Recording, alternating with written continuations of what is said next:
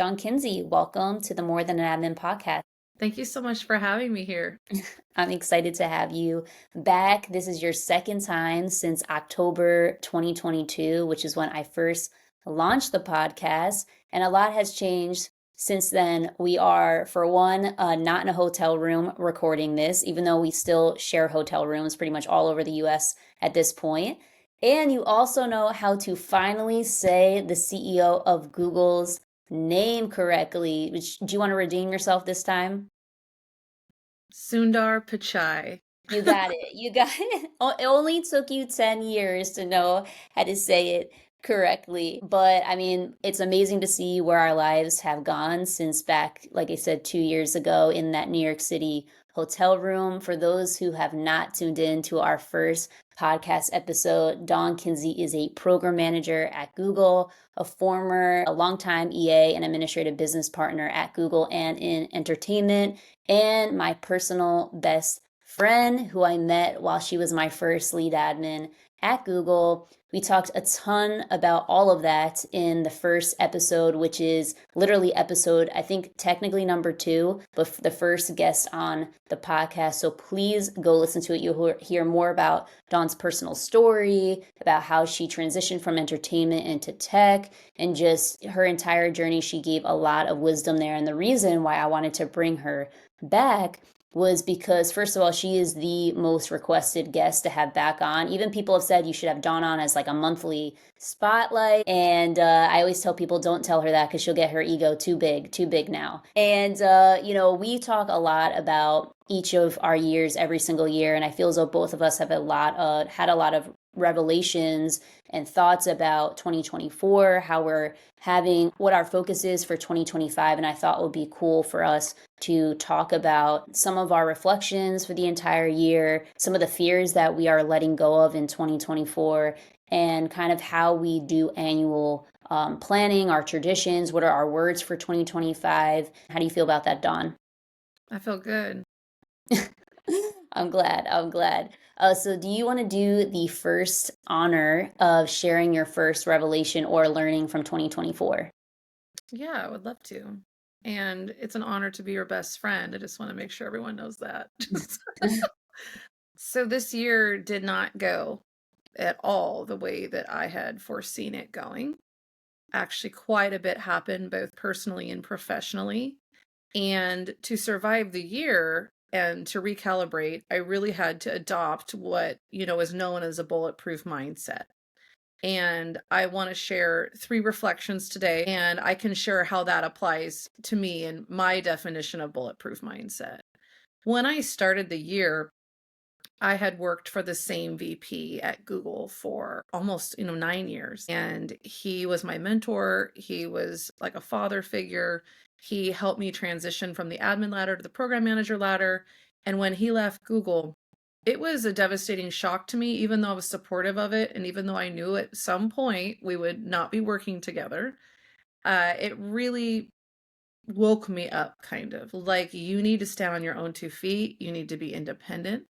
You need to figure out how to have a voice and validate your own gut instincts without asking him each time, am I right? Am I going the right direction? And that was a huge life change for me this year. And it ended up making me feel a little lost for a few months. But what came out of it was me deciding when these things happen out of your control, just like people are afraid of layoffs at any company, or people are afraid that they're not doing the right thing, or they're not doing enough, or their career's not growing.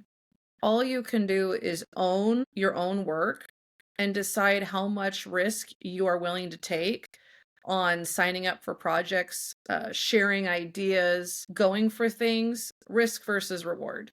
And so, one of the biggest lessons I learned in 2024 is that I think I figured out how to get out of the cycle of playing it safe and feeling sorry for myself. And as I go into 2025, I'm ready to take some big risks and trust my gut instinct and really step into my own power when it comes to career and really reinvest in inspiring myself and others and not looking elsewhere for inspiration, but looking inside myself as to how do I make the world a better place?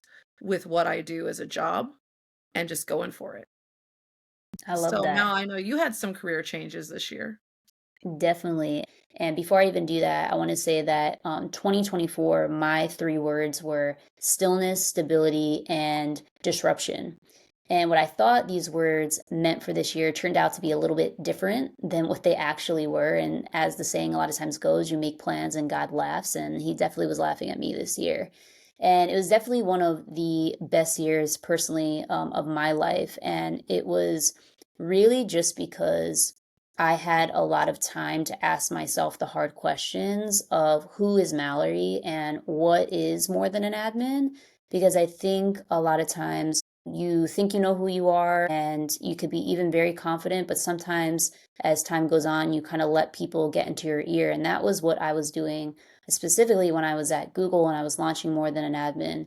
And so the reason I'm saying this is because also this year, even though it was definitely one of the best years of my life, it doesn't mean that it was perfect, that there were no challenges. I know, Dawn, you've heard me probably complain about one or two things this year at least. But my number one reflection is taking the risk by leaving Google was still the right decision for me. And it was a huge risk to leave. I can't tell you how many people told me I was making the wrong decision by leaving, that I should stay another year, that how am I going to make money, and all these doubts in my head. And I was really like nervous to an extent. There were a lot of things that I think when you leave a company that you learn, whether it's about yourself or the other people in your life. And for me specifically, like I said, leaving was such a big deal for me because it gave me so much time to say, who is Mallory? What is more than an admin? And when that happens, let me also tell you that when you have no excuses anymore, right? I was not working a 9 to 5 job. I could do whatever I want with my days. Guess what? There's no excuses. You need to take a lot of accountability for your life. You need to look inward. You can't make excuses that you're too busy anymore. And I had to confront a lot of things within myself. That would not be the right decision for every single person. But I think that maybe kind of like a second reflection of that is not every decision that you make will be right for everyone else, and not every decision that other people make will be the right decision for you. Anytime someone comes to me and they say, should I leave a company or not?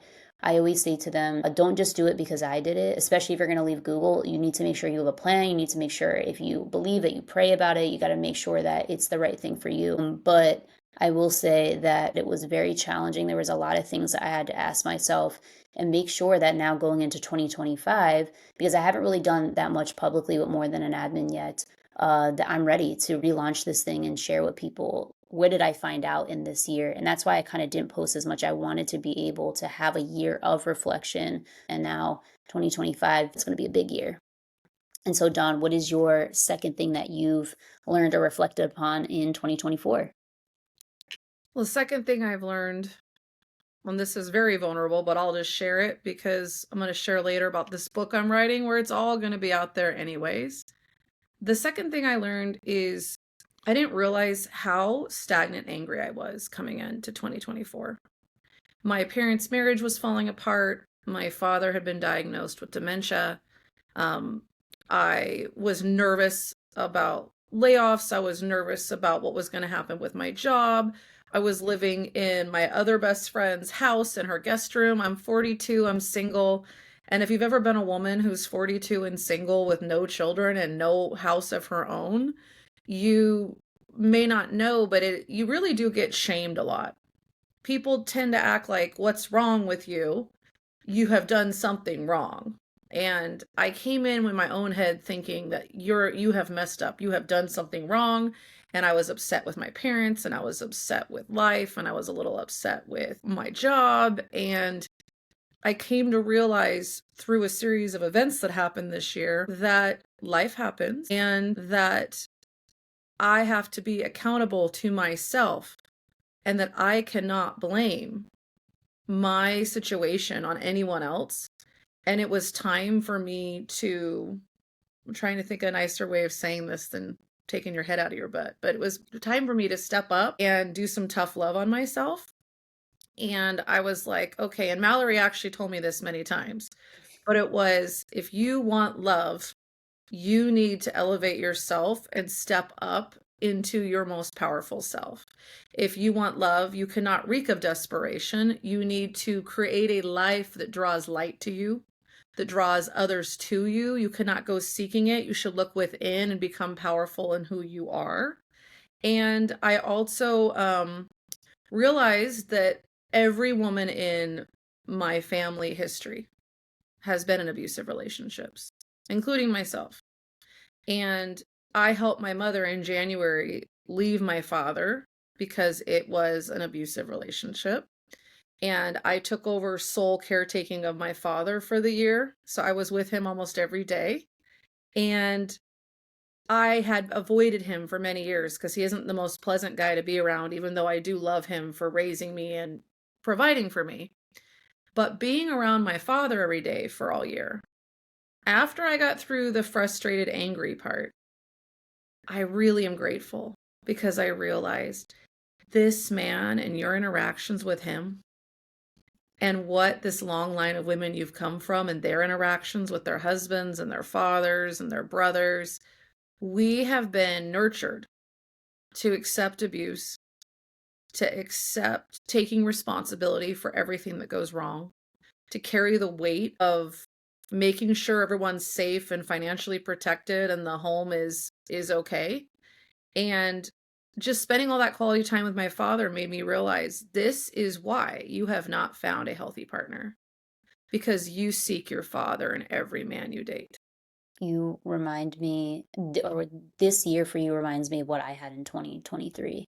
A very tough year, but a very transformational year that's going to set you up for a bigger next year.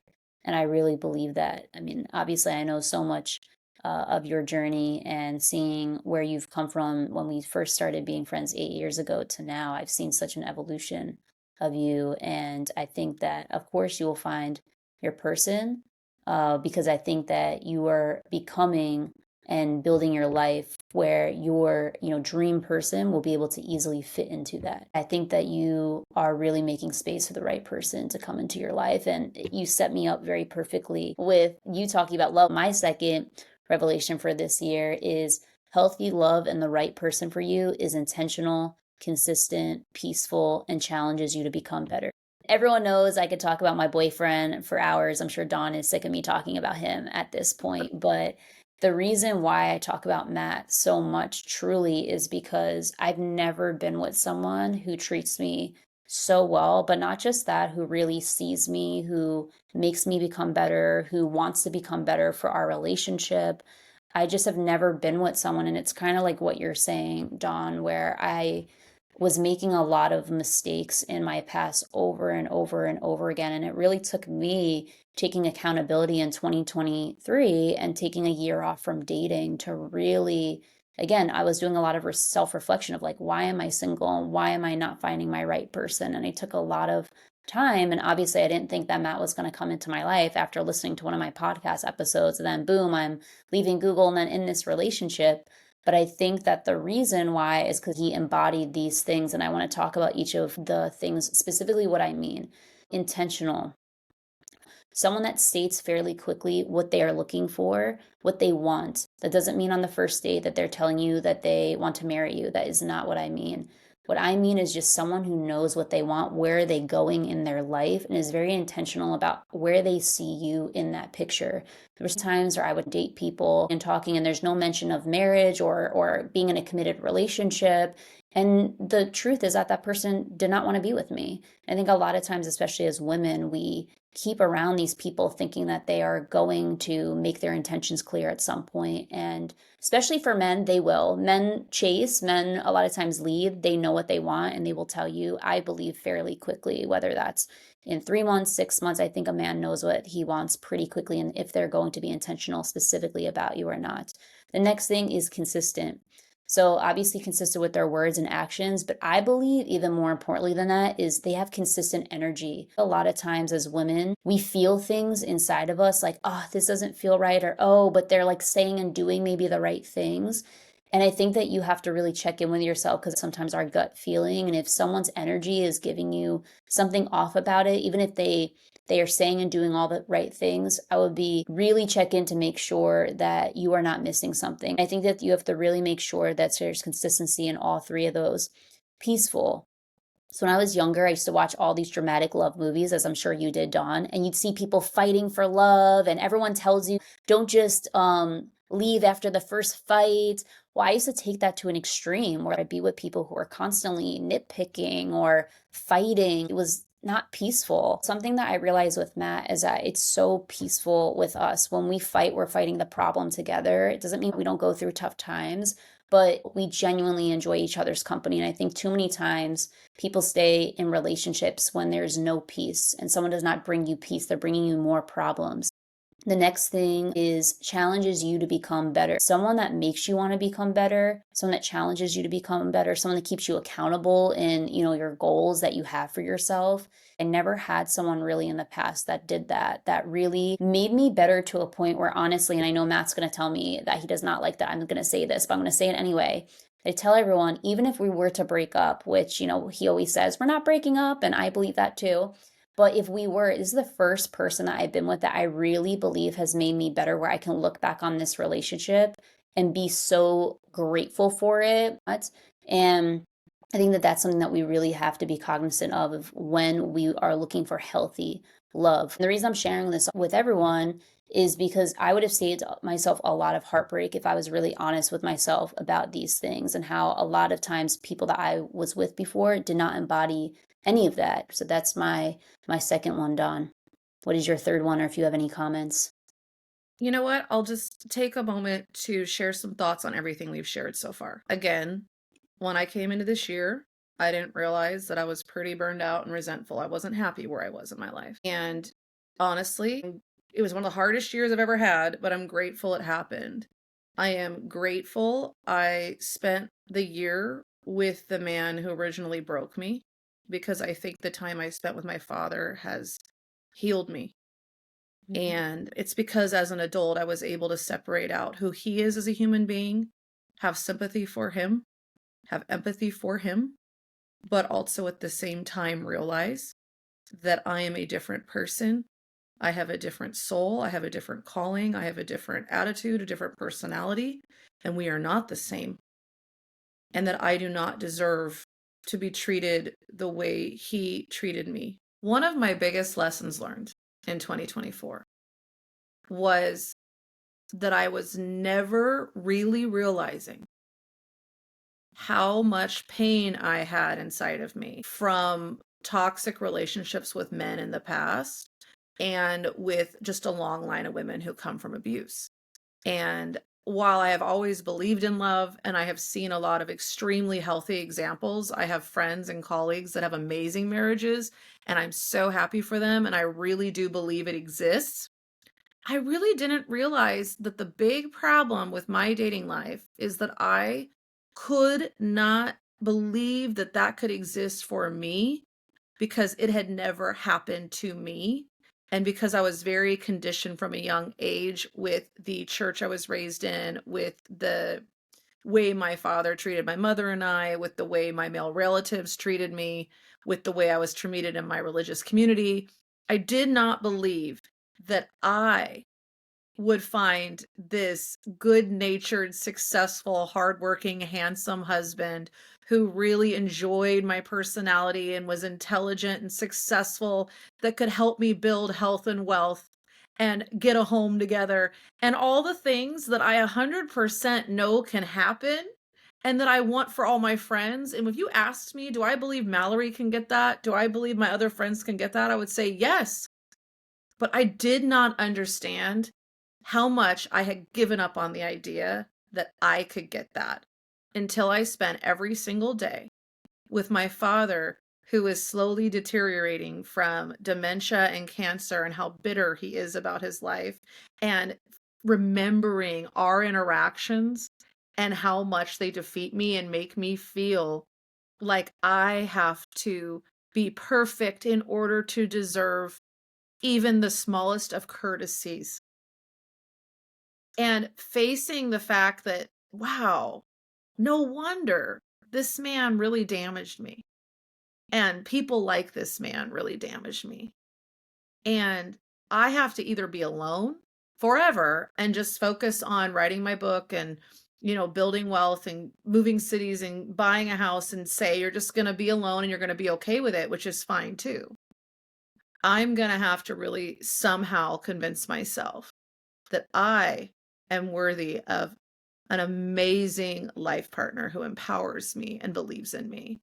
And I have decided to take a break from worrying about finding that, but not accepting anything less. And in the meantime, work on myself. I love that for you. I think that it's a good reminder that a lot of it about finding love starts with you. You have to change your mindset. You have to believe. And I'm so happy that you have found that place of self confidence because we all know that when we all go out, the person who gets the most attention is Dawn. Dawn can get any guy, in my opinion, that she wants because she's just a great person. I mean, I really believe that you exude that light and you exude so many things that someone would want to be with. And I'm happy that now you're at a place where you actually believe it for yourself that you could have healthy, real love. And who would have thought it would have been spending so much time with your dad? But maybe that was the purpose that you had as to why you were in that caretaking position. I always try to have grace and I always try to be very thankful for every single sad or bad thing that happens to me, like I've said in other parts of this podcast, to be more empathetic to others in the same situation and to see it as a way to really be honest with myself about why I am the way I am. And if I'm not okay with it, to take responsibility for that, to analyze how it got that way, and to heal that part of myself. And so I'm grateful for my father birthing me, breaking me, and healing me. I think what you're saying too is just realizing that a lot of times it is in your power as well Mhm. to be able to, again, figure out that the person that you are and how are you going to be the person that attracts the right person in your life. Mhm. Or even the right jobs, even the right assignments at work, the right tasks, the right potential. I'll close it out with this on my sharing. When I was an admin, one of the things I did is I'm a different person at work than I am at home. I'm like a go-getter at work.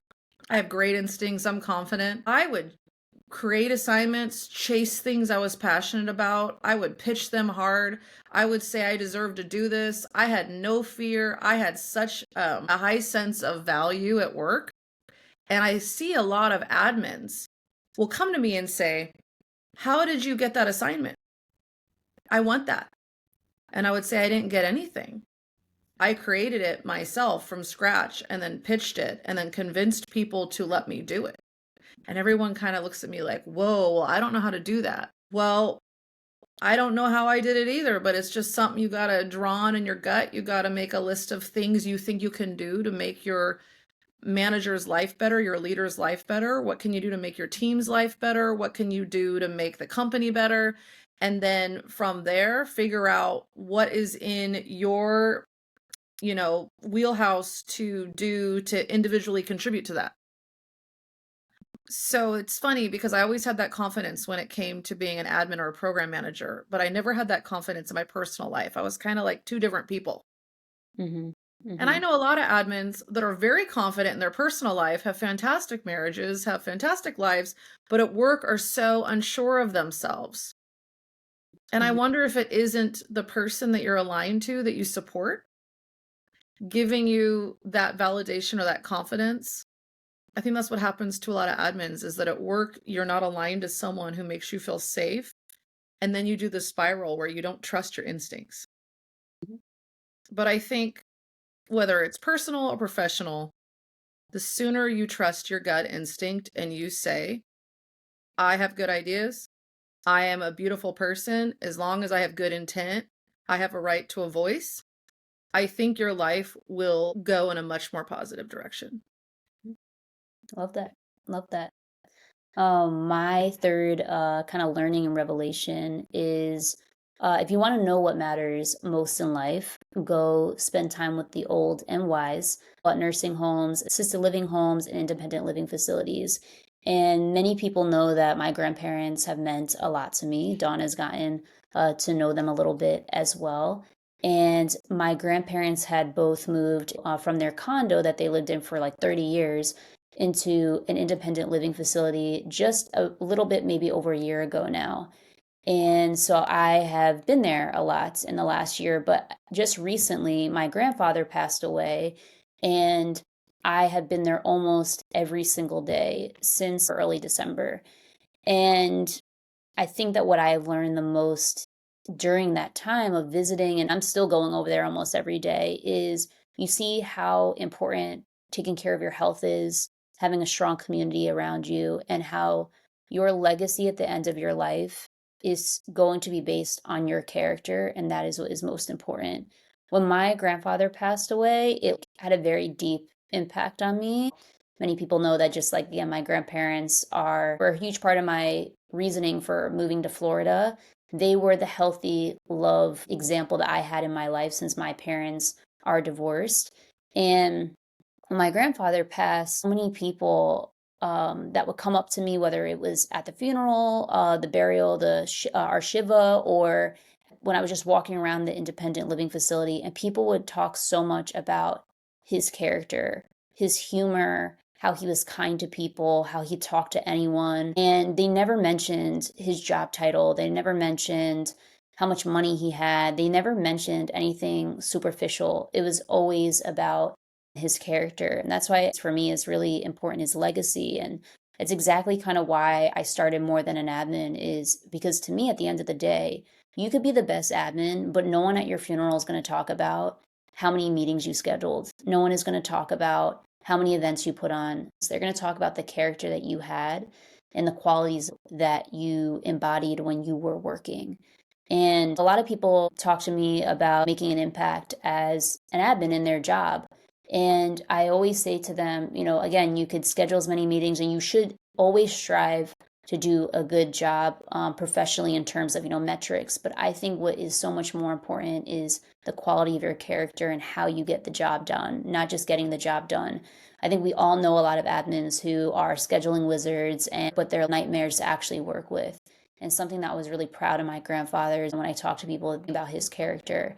And the other thing that I'll say about the health and community aspect is people a lot of times need motivation to take care of their health. And I'm telling you, go to any of those places. At least for me, it motivates me every single time to take care of myself and to make sure I'm putting myself at least in the best positions so that when I'm older, I can be flexible, I can walk around, I can be able to pick things up by myself. I think that a lot of people they slack on their health, not thinking about the long term consequences. And the second piece is community, whether that's family or friends. Something that my grandparents have always had in their life is a strong community. And again, whether it's through blood related family or through friendship, I think that maintaining very close relationships with people and being able to not only have people far away, obviously Dawn and I we have a long distance friendship, but also trying to find people locally, which is something that I'm trying to do in the new year. Dawn, do you have anything else that you want to add, or do you want to share what are you most proud of yourself from this year? No, I think we have covered it.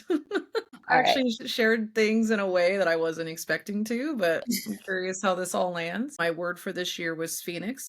I knew it'd be a hard year, and so my goal this year was I'm going to take the 10 or so things that are holding me back in life, and I'm going to walk through those really scary, painful problems.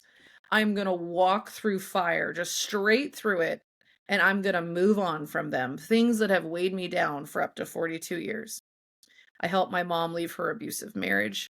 I walked my father through being diagnosed with prostate cancer. I walked my father through being diagnosed with dementia and moving him into an elderly care home. I walked myself through my fear of travel with work. I was terrified of flying. I probably traveled 6 months out of 12 months this year.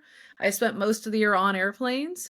I walk through my fear of losing my father figure at work when he changed companies and roles. I let go of some toxic friendships. I was honest with myself about taking accountability.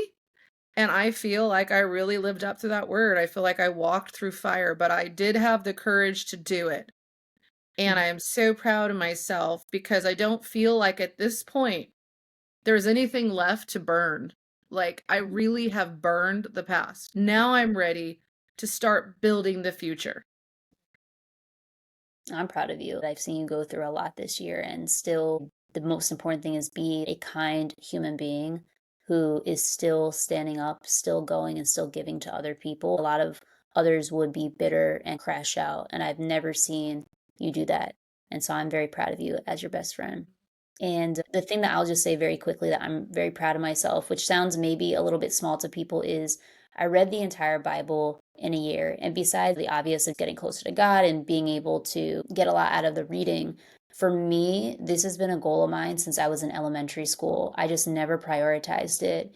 And it's something that I had to be consistent. It's something I had to be disciplined. It's something that I had to ask a lot of help for because I did not know a lot of things and I had to really humble myself.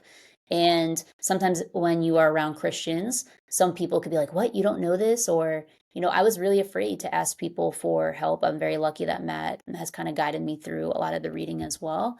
But I was just so proud of myself that I finished something that was very big that a lot of people always want to do but don't prioritize it, because to me what it symbolizes was that I could do a lot of other things if I just was consistent and disciplined.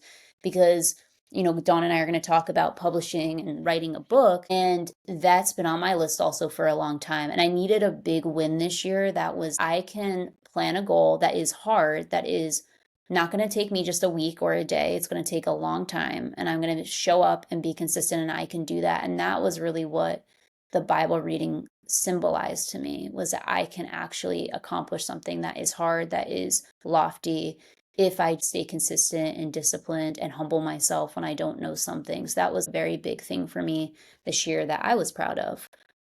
Yes. I just want to say before we close out and go into our, what's going to happen in 2025, which I'm super excited about, I want to touch on what you just said. I'm very proud of you. There have been a lot of people who have come to me because if you know my background, you know I was raised extremely conservatively apostolic Christian, which is close to Mennonite, close to Amish. I had a lot of damage done to me through being a part of a specific church that had a lot of toxicity. I did read the Bible as a teenager through and through.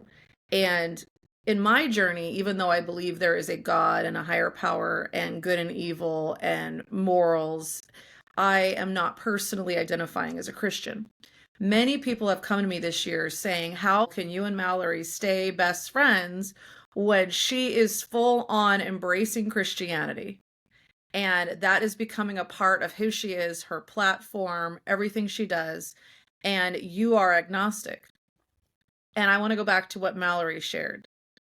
The reason we are so bonded is because we both see in each other a light, a love, a kind heart, good morals, and the desire to make the world that we walk on a better place for everyone around us. And we both can love people who do not agree with everything that we believe. We can love them because we want to be loved. And that is not something you find in every single person on earth, is someone who genuinely wants to be filled with light and love. And so Mallory and I have more in common than we do not. And if reading the Bible and getting, into a serious relationship with a Christian man and living in Florida or quitting Google, whatever it is she wants to do, if it makes her happy and healthy, then I'm going to say, Alleluia, glory, right? I am going to bless that. And she is the same with me. She knows my heart. She knows what I've been through. I'm about to write a book that covers all of it. I hope somebody reads it, at least enough to break even. But what matters most is love and wanting the people you care about, as long as they're not trying to hurt anyone, to be happy. And I'm really happy for you, Mel. I appreciate that. I think that it's important to talk about this because obviously there's people in my life that have asked me about how I can stay friends with you who's not Christian. And my whole thing is, it's sad when people question anything because half my family is Jewish. So I'm not just about to denounce all of them for being Jewish and not choosing to be Christian. I think that a lot of times was going to talk about this a little bit later, but I guess I'll talk about it now, where when you start posting about being Christian or whatever it is, you get a lot of heat for it when you post about something religious, because you are trying to post for your specific, let's say, Christian followers. All of a sudden people think that you hate everyone else. And so I tell people all the time, if I post something that's about being Christian and you are not Christian, then it is not for you. And that is okay. And just like when I see people post about all different things, I don't sit there and say, oh my gosh, why are they posting this? And a lot of times I say, well, this is what they believe in, and they're posting, whether they're Muslim, Jewish, they believe in crystals or whatever it is. That is for their people, and that should be okay. I think that a lot of times it's hard to have conversations with people who don't want to have a conversation. And something that I really appreciate about you, Dawn, is look, we've had battles, we've had disagreements, we've sometimes approached things very differently. But again, we respect each other and we see the best in each other. And I think that it's important actually to have friendships with people who are different, because you never know if you're going to change your mind. You never know if you are going to see something differently. So anyway, do you want to talk about the two fears we'll leave in 2024 quickly, or do you want to go on to the words for 2025? It's up to you. All right, I will just move on because I think we've covered that I feel like I really screwed up. And then in 2024, I got my shit together and now I'm ready to move on. So moving into 2025, I will say, honestly, I was just burned out career-wise going into 2024. I was tired. I've been at my company for almost 10 years and I was blaming a lot of other people for my burnout. And one thing I realized this year is time to grow up and take accountability for myself. And I'm just talking about my own attitude and my own actions. So moving into 2025, I want to really reinvest in my career and in the potential of the programs I can grow, the impact I can make. I am learning a lot in the area of civil rights. I have a deep passion for working in the Black Plus community, in the Indigenous community. I'm really, really excited to learn how to have a greater and more positive impact. And I am ready to leave Oregon. I am ready to leave the past. I'm ready to start over in a new city. I'm ready to seek love. I'm willing to give up a lot to do this. And I am writing my first book, and it is the story of my life. And it is a book where every chapter is a lesson on what I have learned the hard way that I would like to save young people from learning. And for the people who are like me, I hope you read the book and you realize you're not alone, and it gives you some good laughs, and it gives you a sense of community and empathy for each other and comfort. I hope it's like a cup of tea on a cold night. Wait, And is it going to be fiction or is it going to be a memoir? it's going to be a fictional memoir. It's going to be strongly based on my life, but fictionalized to protect people and to make sure I'm able to get across the messages I want to get across. And the book is going to be dedicated to all of my daughters in India. I work on a program in India with women engineers, and there's about 1,200 of them. There's about to be about like 1,400. And being adopted sister or mom to these young women and spending probably thousands of hours at this point listening to their stories really is what inspired me to start the journey that I finished this year of stepping into my power. And do you want me to say the word for next year yet, or do you want to do your little closing and then say your word? No, go for it and then I'll go. My word is launch for 2025. So 2024, Phoenix, burn alive, get rid of all your problems. That was 2024, and honestly, I did. I'm taking an amazing 2-week vacation to the Caribbean. I'm going to go sit on the beach and go do nothing. And when I come back, my word is launch. I am launching my new life. I am launching my book. I am launching my weight loss. I am launching my move to a new city. I am launching new projects, new assignments. I'm launching new education for myself. I am launching a brand new Dawn. And that sounds so cheesy. That's my name, Dawn, but I am gonna launch straight up into the universe. And that is gonna be my focus. No more blaming anyone else, just saying, you can do it and let's go. So what's your word, Mallory? Wait, before that, I want to ask you two things. One is your annual tradition that you just take a word and you create your goals based off of it, or do you have anything else that you do as a kind of annual tradition? I drink a lot around the end of December, Mallory. It's one of the things she criticizes about me as a person. No, but to go back to the word, the whole point of the word is that word becomes what you manifest daily for that year. Like let's say the first day comes and I'm eating 3 pizzas and I'm laying in bed crying, feeling sorry for myself, and I'm avoiding my computer, I'm avoiding my work inbox, I'm avoiding writing my novel, I'm feeling negative. That does not align with the word launch.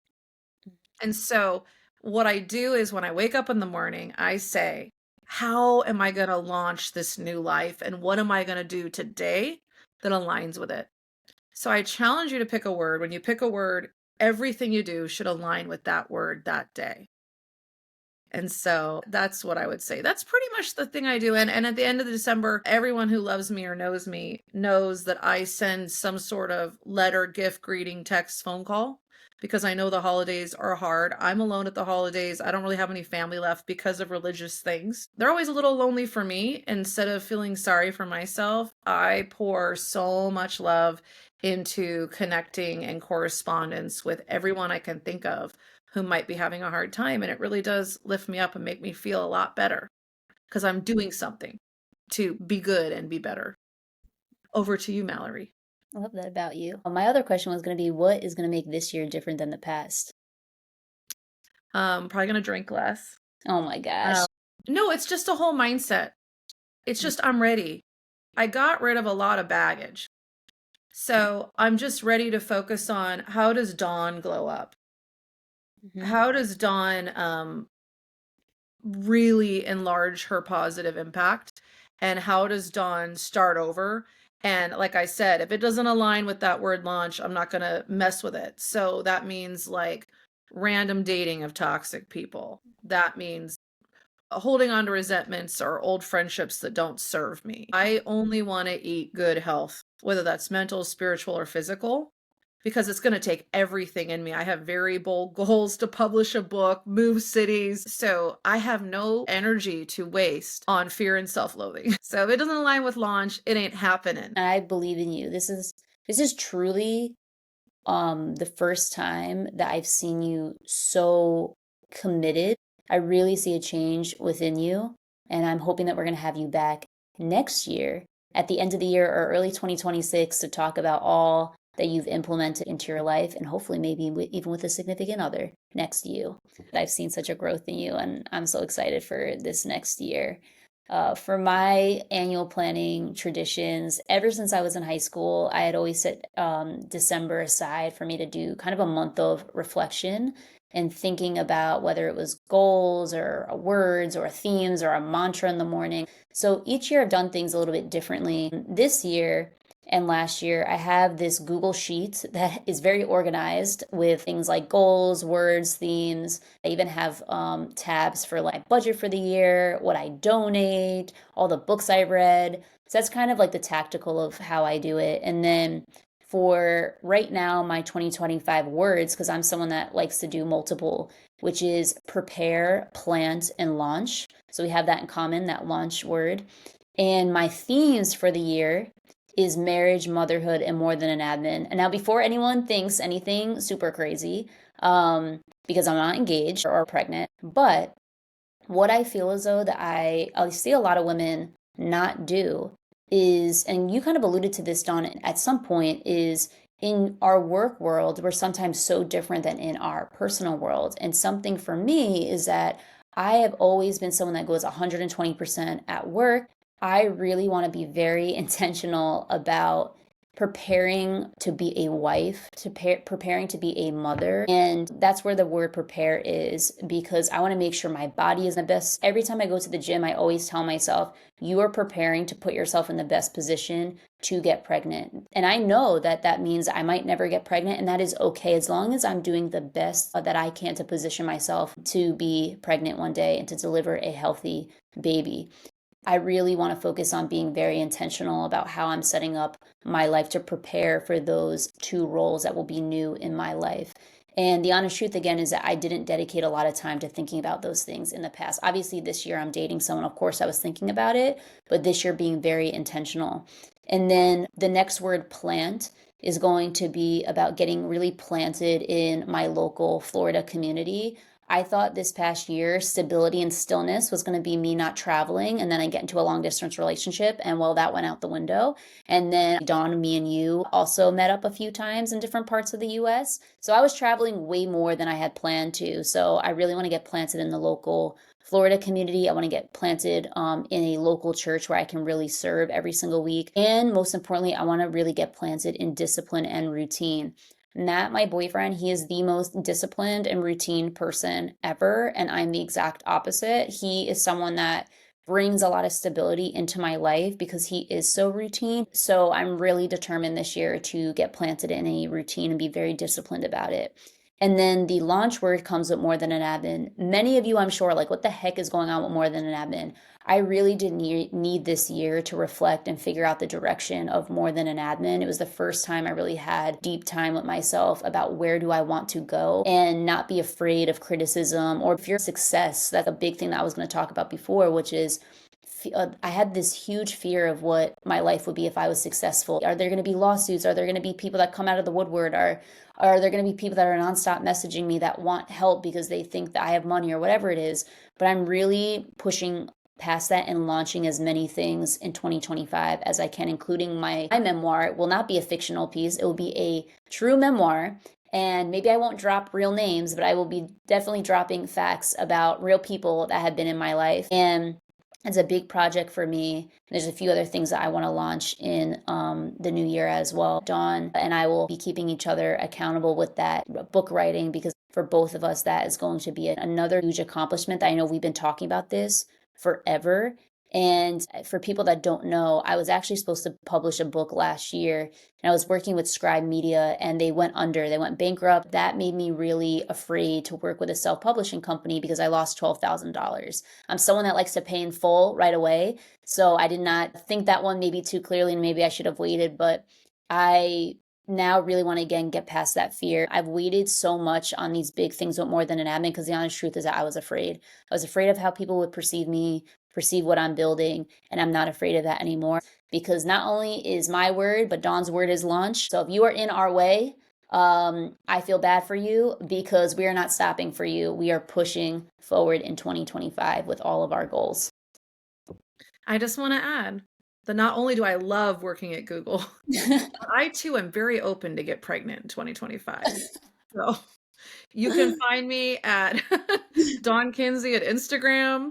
I just had to laugh about that, but Gosh, you're too funny. Yes, please, this podcast is not responsible for Dawn getting fired for anything. She's earned her right to stay there forever because she now knows the CEO's name. So we got to keep her there. And is there anything else, Dawn, that you want to share with our audience today that we didn't get to cover? I really feel like the next 40 years would have been the same as the first 42 if this year hadn't happened. And so in the end, it is a blessing and it is something that I am beyond grateful for. And so to me, it's a positive. And Oh, I am yeah. grateful to be friends with you, Mallory, and grateful to be alive and grateful to get a new year to try to do this right. And you are only 42. And look at my grandpa, he lived till 93. So you got 50 years plus left. So there's a lot of time. And I think that that's something that's beautiful about life is if you are still breathing, you can really turn your life around. You might not turn it around the way that you thought it was going to be originally, but there's always an opportunity for you to turn things around, starting with your mindset, which Dawn, I'm, like I said, so proud of you. I've seen truly such a change in you, especially even just in the last couple of weeks talking with you about how determined you are. And I know that I'm in a very similar space where we are trying to prove to ourselves, first and foremost, that we can do it. And, we have a lot of people from the past, so we also got to prove a little bit wrong too. That will be fun along the way. But how can our community support you and connect with you?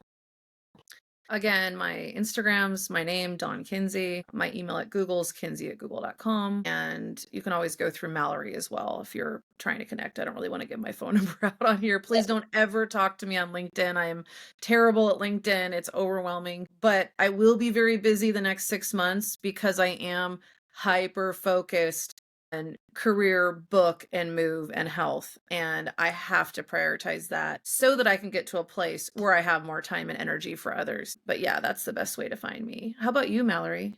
I think that everyone should go follow Dawn on Instagram and then message her and just say thank you for coming onto the podcast again, giving her a word of encouragement about writing her book. And then obviously when the day comes, buy her book as well. You know that we're going to have you back on when you have your book, and we will be promoting it all over our platforms. And so just thank you so much again for coming and joining us. And God bless everyone's 2025. And this is my best friend, everyone, Dawn Kuenzi.